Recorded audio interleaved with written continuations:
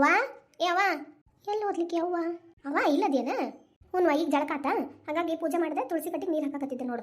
ಯಾಕೆ ಇವತ್ತ ಮುಂಚೆ ನಾನು ಹುಡ್ಕೊಂಡ್ ಬಂದಿದ್ದಿ ತಂಬ ಇಲ್ಲ ಚರ್ಗಿ ಇರ್ಲಿ ತಗೋ ಏನು ಆಗಂಗಿಲ್ಲ. ಎದಕ್ಕೆ ಬಂದಿದ್ದೀಗ? ಅಯ್ಯ ಕೊಡ್ಬೇ ಇಲ್ಲ ಇಟ್ಟು ಬರ್ತಂತ ತಡಿ.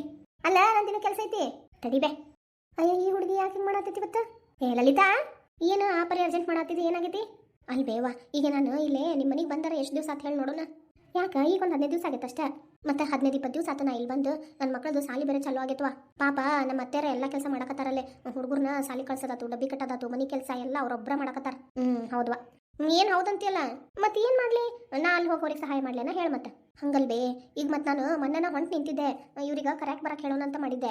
ನೀನ ಅವತ್ತೇನಂದಿ ಅಕ್ಕಗ ಹುಡುಗ ನೋಡಕ್ ಬರ್ತಾನ ಅದನ್ನ ಮುಗಿಸ್ಕೊಂಡು ಹೋಗುವಂತಿ ತಗೋ ಅಂತ ಅಂದಿ. ಮತ್ತೀಗ ಮೊನ್ನೆ